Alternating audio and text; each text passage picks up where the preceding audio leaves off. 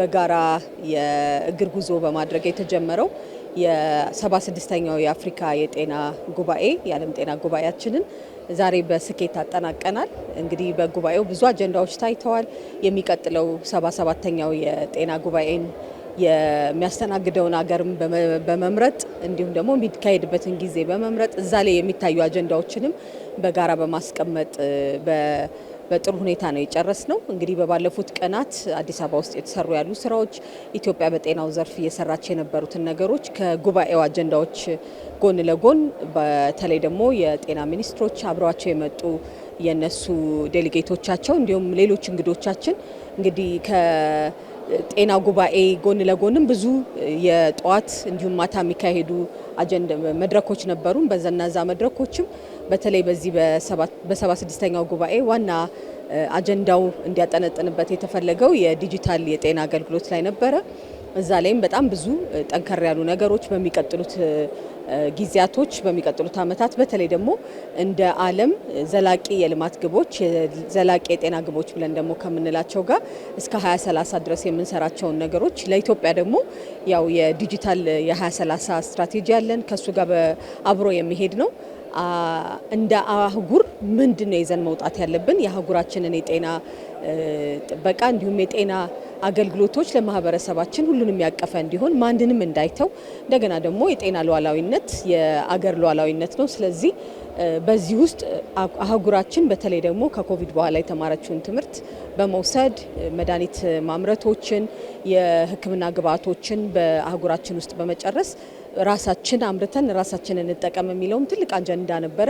በዚህም በተለይ ሁሉም ሀገራት ማን ምን እያመረተ ነው፣ ምን እያቀደ ነው፣ እንዴት አድርገን በጋራ መጠቀም እንችላለን፣ በሌሎች ላይ የምናደርገውን ድጋፍ ወደ ራስ የመቀየር በብዙ ነገሮች ላይ አፍሪካ ራሷን የምትችልበትን ኢትዮጵያም ደግሞ በዛ ውስጥ እስከዛሬ ያሏትን የሰራችውን ለሌሎች ባለድርሻ አካላት በማሳወቅ ከዛም በተጨማሪ ደግሞ በሚቀጥሉት ጊዜያቶች ብዙ የጀመርናቸው ነገሮች አሉ። በተለይ ባለሙያዎችን በጋራ እናሰለጥናለን።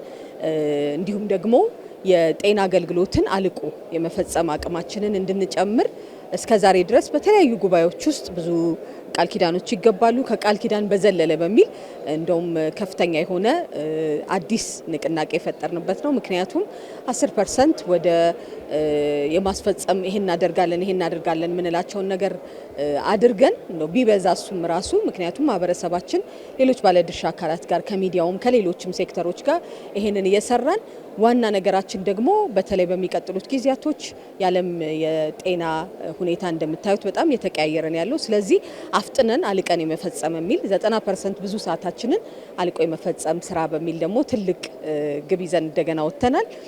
በጣም ጥሩ የተሳታፊዎች መገኘት የነበረበት ነው። ከሌሎች ጉባኤዎች ከፍ ያለ እንደነበረ ነው ብዙ ተሳታፊዎች ሲናገሩ የነበረው። በአዲስ አበባ በነበረው ቆይታ እንዲሁም ደግሞ በተደረገላቸው አቀባበል እኔም በራሴ በጤና ሚኒስቴርም ስም እዚሁ ባስተናገደን ህዝብም ስም እጅግ አድርጌ ማመስገን ፈልጋለሁ። በዚህ ጉባኤ ላይ ኢትዮጵያ እንግዲህ የቀጠናውን የጤና ይሄንን የኮሚቴውን ቼር እንድታደርግ ተመርጣለች። ስለዚህ የቀጠናውን የጤና አጀንዳዎች በጋራ በመውሰድ በተለያዩ መድረኮችም ላይ ያንን በማቅረብ ከዓለም ጋር የምንገናኝባቸው ሌሎች መድረኮችም ላይ አገራችንን ብቻ ሳይሆን አህጉራችንን ወክለን አጀንዳዎቻችንን የምናስይዝበት ለዛም ደግሞ በእያንዳንዱ ቦታ ላይ የዜጎች ጥያቄ የዜጎች ፍላጎት በትክክል መመለስ ችሏል የሚለውን ዋና አጀንዳ አድርገን የምንይዝ ይሆናል ማለት ነው።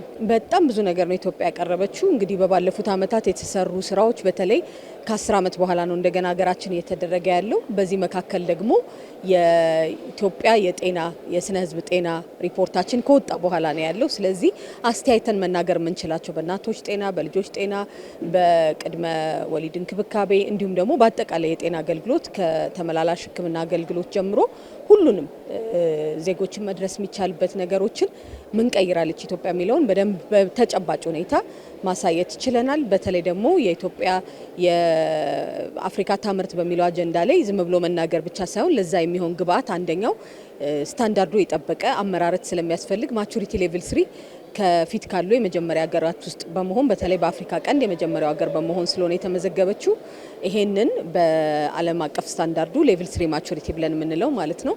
ለዚህ ማምረት ብለን ስንል በንግግር ብቻ ማድረግ ብቻ ሳይሆን ፖሊሲዎችን በማስተካከል የአምራቾች ተሳትፎን በመደገፍ እንደሚታወቀው መንግስት በጣም ትኩረት ሰጥቶ የአገር ውስጥ ምርትን መጠቀም ሲባል በሁሉም ዘርፍ በተለይ ደግሞ በመድኃኒት ራሳችንን መቻል ማለት የሀገር ሉዓላዊነትን ማስጠበቅ ነው በሚለው በጣም ብዙ ነገሮች የሰራን ስለሆነ ለዛ የሰራናቸው የፖሊሲ ለውጦች የትክክለኛ የአገልግሎት ላይ ያመጣናቸውን ነገሮች አንስተናል።